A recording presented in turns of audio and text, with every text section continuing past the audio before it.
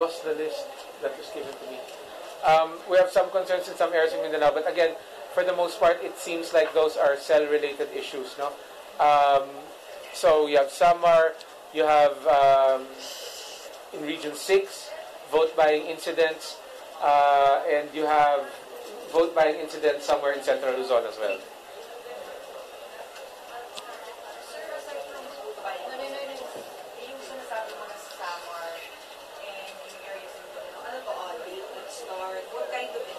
Yes, a lot of, there are several that have started late. No, they have started late. Again, katulad halimbawa nung nangyayari dito sa Muntinlupa, I believe it is, yung mga watchers pinalabas kasi walang identification. So that had an impact on the start of the voting. No, in one place naman, late dumating yung electoral board. That was in NCR as well. No, so yun yung so far medyo benign ang na-monitor nating mga problema. Yes, ma'am. Sir, how many barangays are casting their vote in the streets and where, sir? In streets, I only know one place where the voting is proceeding on the national road, no? But it is, I have to emphasize, the road has been cordoned off. So it's not like they're playing hopscotch with the passing cars, no? This is in Valencia and Quezon City. So ang nangyari diyan kasi the original polling places were in the barangay hall. And unfortunately the barangay hall has gotten too small for the load that's being placed on it by the elections, no? There are more precincts being operated. There are more voters expected to come. And the offices themselves are sort of crowded with office equipment, with nowhere else to put the office equipment. So the election officer of that area submitted a report to the commission and showed that the barangay hall was no longer tenable. So what happened was we scouted for a alternate location. Unfortunately, in that area, there were no available public schools, there were no available churches, there were no available gyms. So the only available space really was the parking space next to the barangay hall. In order to secure the voting, COMELEC basically took over half of the street. So that is now essentially barricaded. Cannot be used by traffic. The other parts of the street can still be used by traffic, but not the areas where we are voting. The voting area is covered by a tent, and it is well marked. All right? Sige. Sir, it's the only one I know about. Sir, one more. How many officials are running at the post? We don't have that figure yet. Sir, meron yung reports na Yeah. May reports yung sa Rosauro Elementary School in Tondo na wala yatang nag-assist immediately sa ilang botante. May namatay daw. Anong official reports po sa to? Rosauro Elementary School, mayroon kayong report dyan, sir? So far sa akin, wala pa. Well, we will check what the reports are on that and we'll give you an update at the next briefing. Yes, sir. Michael. Sir, sa pag-iipon po namin tayo sa ilang physics, pinagbibigay po ng mga sample ballots near the physics. So, tama po ba yan? Illegal po ba ginagawa nila? Illegal po yan. Electioneering, bawal mamigay ng campaign materials on election day, no? So ultimately, it doesn't matter kung gaano kalayo, gaano kalapit sa polling place, bawal mangampanya on election day. Ano pag ginagamit po nila yung kodigo? Di ba po kasi nakasulot din? Opo. Kodigo po, dapat personal na gawa ng botante yan, no? Kaya nga sinasabi ko kung gusto talagang tumulong ng mga nagpo-produce ng sample ballot, abay wag nyo lagyan ng pangalan ng kandidato nyo. Diba? Gawin yung blanco or gawin yung dummy. Kung gusto nyo talaga makatulong sa publiko, gawin yung blanco para yung publiko ang maglalagay ng kanyang choice doon. Pero kasi kung magbibigay ka ng material na nakalagay, prominente, pangalan ng kandidato mo, sinong niloloko mo na sample ballot yun? Campaign material yun. Exactly.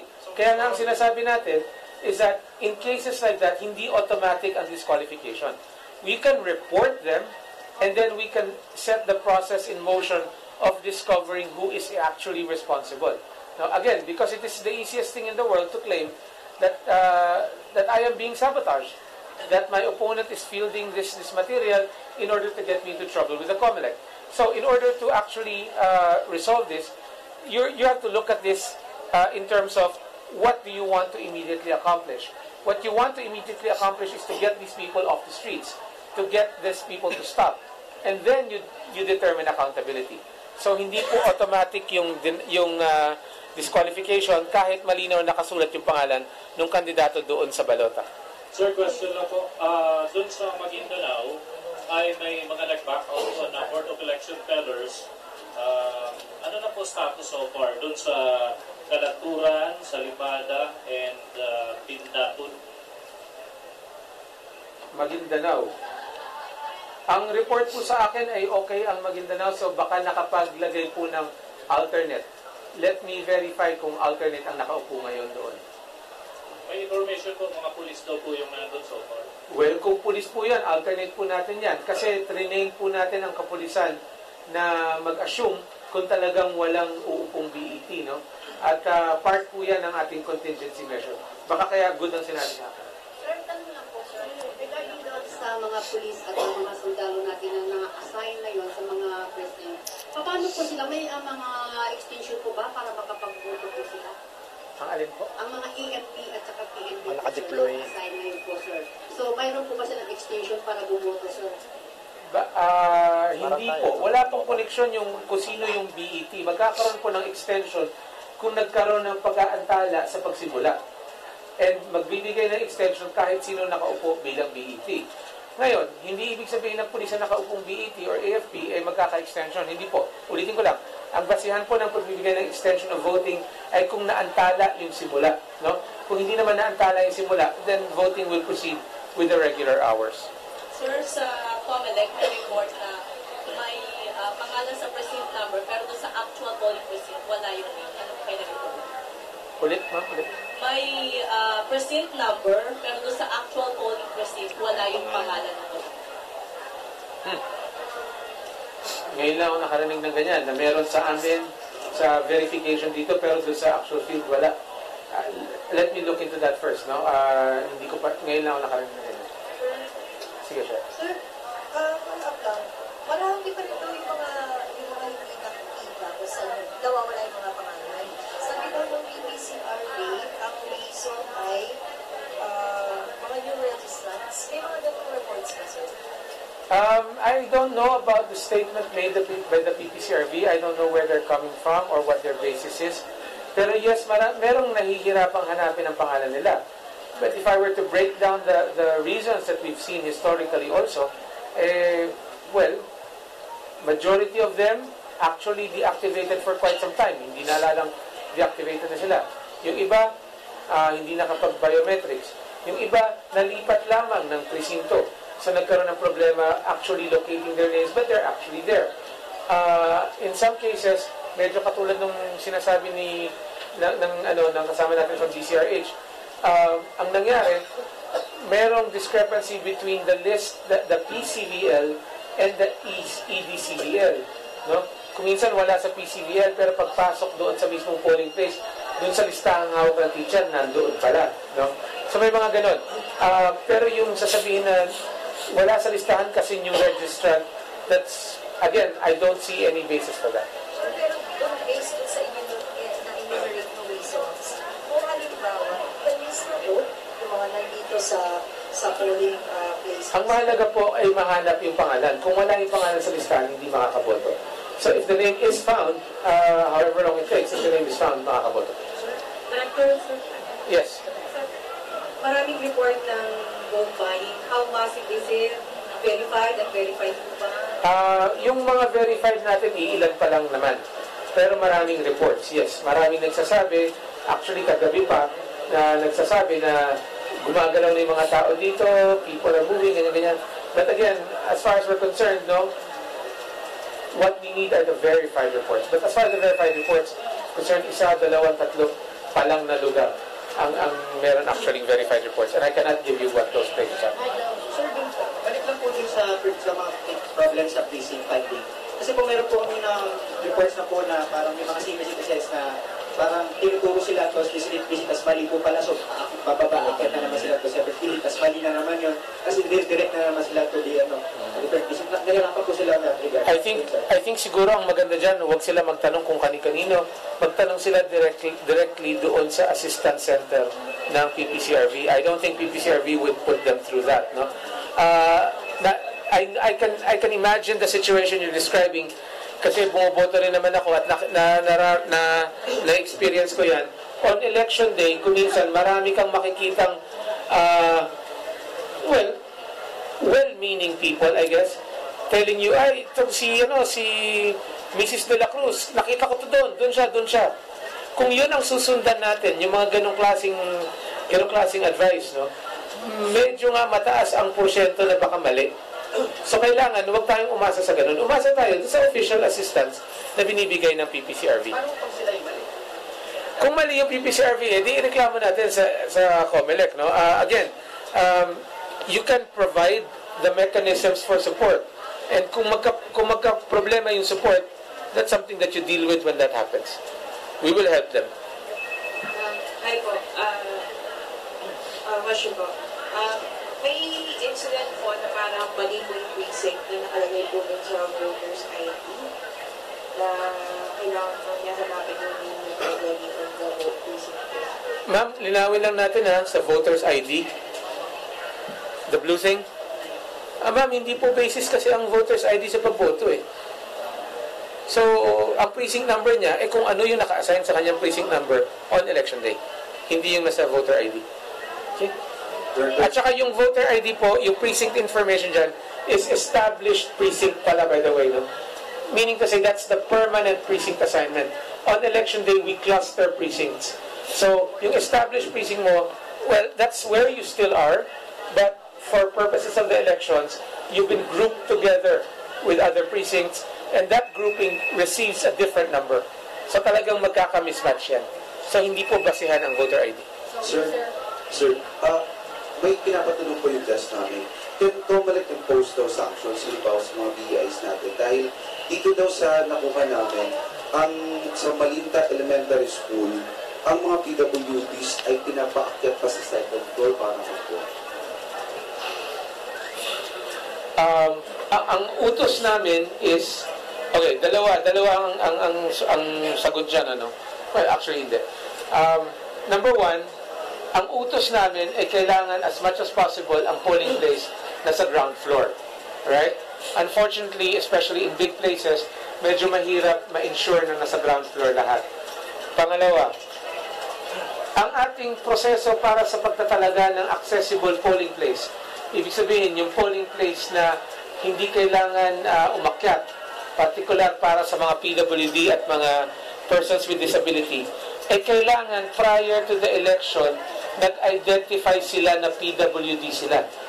Kung hindi po sila nag-identify as PWD, hindi po natin sila napaghandaan, which means hindi natin na-pull yung kanilang records from their actual precinct assignment para ma-reassign sa accessible polling precinct, which creates a problem.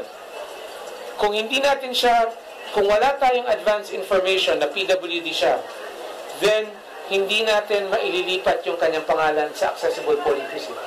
Kung hindi siya malilipat sa accessible polling precinct, it means doon siya sa regular precinct niya. Which brings me back to the first thing I told you. Normally, gusto natin na sa ground floor lahat ng presinto. But unavoidably, some precincts are located in second upwards floors. So kung hindi siya naalis from the original precinct, and the original precinct happens to be located at second, third, fourth, or whatever, seventh floor, then that's where it is. No? The best that we can do in that case is to give assistance to the PWD. Ulitin ko lang po, meron po tayong accessible polling places, yes, pero in order to be voting in those accessible polling places, kailangan magsabi na kailangan nyo ng accessible polling place. Bakit ganyan ang rule? Ganyan po ang rule kasi hindi naman natin kabisado ang pangangatawan ng mga botante natin. COMELEC has to be informed. Diba? You could be fully able when you registered and then suddenly become differently abled, di ba? So, how would COMELEC know na naging differently abled ka na kung hindi kami ini-inform? So, kailangan po natin ng advance information para dyan. So, again, in those cases na hindi nga siya matutulungan, hindi siya bahagi ng APP, at hindi siya naka-assign sa presintong nasa ground floor, the best that we can do is provide assistance to get them to their polling place. If they fail to do so, halimbawa, same complaint. What do you mean, sir, fail to do? Halimbawa, hindi pa rin nila mabigyan ng assistance. Medyo malabo po yan kasi the only way that that would happen is if they did not attract the attention of the poll clerks. Diba? We do not have poll workers who will deliberately ignore persons who need help. I think that's a basic guarantee. No? Kung hindi ka natulungan, siguro ibig sabihin, hindi ka naka-attract ng atensyon ng taong pwedeng tumulong sa'yo. Kaya nga po, ang advice natin is to go to an assistance center, to a help desk. No? Bago tayo magreklamo na walang tumutulong sa akin, siguro subukan mo natin tignan yung official means of providing assistance. No? Kasi kung otherwise, medyo unfair naman po yun. No? May mga tao diyang nakabantay para tumulong. You're welcome. Since sa elementary school po, Yan nga. may iba pong mga poll watchers na they are the ones who cast the votes for some senior citizens. Ang reason nila, sir, kasi itong mga senior citizens na to, they are unable to write now. So is this legal, sir? Under our rules, if a voter is unable to accomplish a ballot independently, that is to say by herself or himself, pwedeng magbigay ng assistor. Okay? I don't know about poll watchers. You said poll watchers, right? Oo. I don't know about poll watchers specifically being authorized. No? Kasi tatlo lang naman ang pwedeng tumulong sa botante. Yung kamag-anak, kung walang kamag-anak, yung kasama sa bahay. Kung walang kasama sa bahay, yung chairman ng Board of Election Tellers. So kung yung kamag-anak niya poll watcher, edi baka siguro nga pwede. No? But again, what's important is the relationship to the voter. If the voter is not related in any way to the person giving assistance, then that is very questionable. Then the poll watcher has to be that has to be investigated certainly, because that would be unlawful interference dun sa exercise ng suffrage ng botante. Question lang po. Pwede pong humingi ng follow-up dun sa poll complaint versus yung Deputy Speaker Reneo Abo po, representative from 2nd District of Batangas. Ano po ang niya? Poll complaint daw po against Reneo Abo. Wasn't that filed yesterday? Yes po. Oh, I don't think any movement has been is worth reporting yet. Kahapon po lang yan. So, as soon as we get an update there, we'll share it with you. Opo. Tapos, ilan na po ba yung complaints of vote buying and harassment ang meron against politicians mismo po? I think the ones who are tracking complaints against politicians specifically would be DILG. Kasi kami we're really tracking complaints about the process.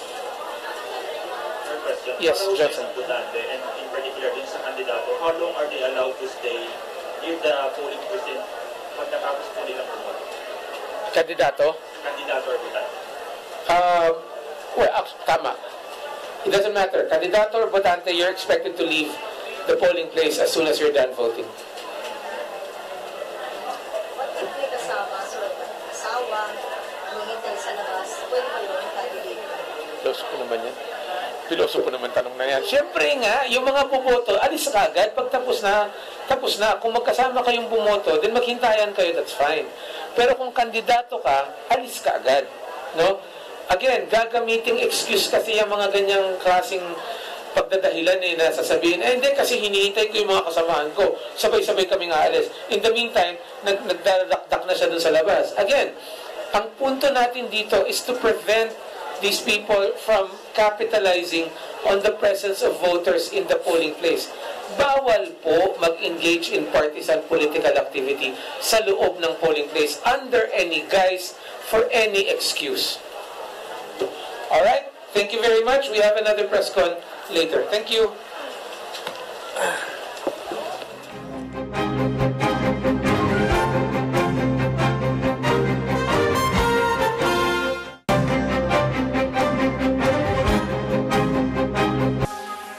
NHK World TV from Japan.